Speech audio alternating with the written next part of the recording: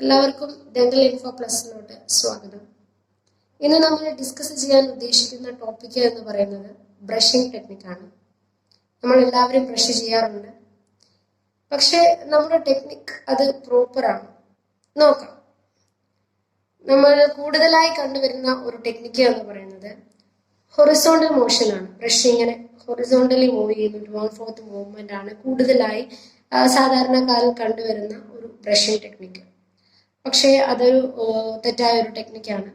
കാരണം അത് കൂടുതൽ നിങ്ങളുടെ പല്ലിൽ തേയ്മാനങ്ങൾ ഉണ്ടാക്കാൻ മാത്രമേ സഹായിക്കുകയുള്ളൂ. എസ്പെഷ്യലി നിങ്ങളുടെ പല്ലും മോണയും ചേരുന്ന ഭാഗങ്ങളിൽ കൂടുതൽ പേരും അത് റിപ്പോർട്ട് ചെയ്യാറുണ്ട്. നിങ്ങൾ കാണുന്ന പലർക്കും അത് ഉണ്ടാകാം.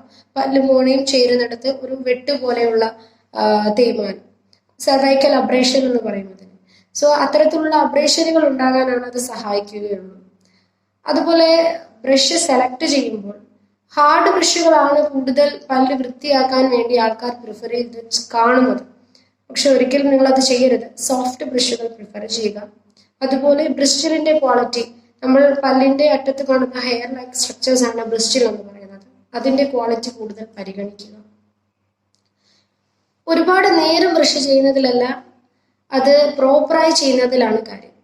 ഒരുപാട് നേരം ബ്രഷ് ചെയ്ത് കഴിഞ്ഞാൽ അത് കൂടുതൽ നിങ്ങളുടെ പല്ലിന് തേയ്മാനം ഉണ്ടാക്കുക മാത്രമേ ചെയ്യുകയുള്ളൂ. ഒരു ഐഡിയലി എത്ര ടൈം ചെയ്യണമെന്ന് ചോദിച്ചാൽ മാക്സിമം ഒരു 3 മിനിറ്റ്. അതാണ് ഒരു ബ്രഷിംഗ് ടൈം എന്ന് പറയുന്നത്. പ്രോപ്പറായ ടെക്നിക്കിൽ നിങ്ങൾ 3 മിനിറ്റ് ബ്രഷ് ചെയ്യുക, രാവിലെയും വൈകിട്ടും. അല്ലാതെ എല്ലാ നേരവും ആഹാരത്തിന് ശേഷം ബ്രഷ് ചെയ്യണം ആണെന്നില്ല. രാവിലെയും വൈകിട്ടും നിങ്ങൾ അറ്റ്ലീസ്റ്റ് ബ്രഷ് ചെയ്യുക. അത് 3 മിനിറ്റ് ചെയ്യുക. പ്രോപ്പറായ ടെക്നിക്ക് ഉപയോഗിക്കുക. ഇത്രയും മാത്രമാണ് ബ്രഷിങ്ങിൽ നിങ്ങൾ ശ്രദ്ധിക്കേണ്ട കാര്യങ്ങൾ എന്ന് പറയുന്നത്. ബ്രഷ് ഇതുപോലെ 45 ഡിഗ്രി ആംഗിൾ പിടിക്കുക. ശേഷം 2 പല്ലുകൾ വീതം വൃത്തിയാക്കുക. ഇതുപോലൊരു റൊട്ടേഷണൽ മോഷൻ. അതിനുശേഷം ആ ബ്രഷ് താഴോട്ട് സ്വൈപ്പ് ചെയ്യുക. ഇത്തരത്തിൽ ചെയ്യുമ്പോൾ പല്ലിനിടയിൽ അടിഞ്ഞുകൂടിയിരിക്കുന്ന അവശിഷ്ടങ്ങൾ പോകുന്നതാണ്. ഇനി പല്ലിൻ്റെ ഉൾഭാഗം വൃത്തിയാക്കണമെങ്കിൽ ഇതുപോലെ തന്നെ ഒരു 2/4 മോഷൻ ചെയ്തതിന് ശേഷം മുകളിലോട്ട്, അതായത് ഡയറക്ഷനിലോട്ട് സ്വൈപ്പ് ചെയ്യുക. അതുപോലെ തന്നെ ഇമ്പോർട്ടൻ്റ് ആണ് നമ്മൾ കടിക്കുന്ന പ്രതലം, ഒക്ലൂസൽ സർഫസ് ഇതുപോലെ 2/4 മോഷൻ ചെയ്ത് വൃത്തിയാക്കുക. പിന്നെ ശ്രദ്ധിക്കേണ്ട ഒരു കാര്യം, നമ്മൾ ഈ ബ്രഷ് ചെയ്യുന്നതിനോടൊപ്പം തന്നെ നമ്മൾ അതിൻ്റെ തുടർച്ച പോലെ നാക്കും വൃത്തിയാക്കാൻ എപ്പോഴും ശ്രദ്ധിക്കണം.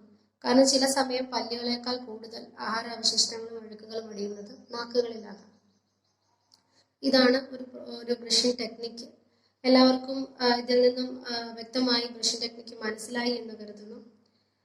വീഡിയോ ഇഷ്ടമായെങ്കിൽ നിങ്ങൾ എല്ലാവരും ലൈക്ക് ചെയ്യുക, ഷെയർ ചെയ്യുക, അതുപോലെ സബ്സ്ക്രൈബ് ചെയ്യുക. നിങ്ങളുടെ നിർദ്ദേശങ്ങൾ ഞങ്ങളെ അറിയിക്കുക.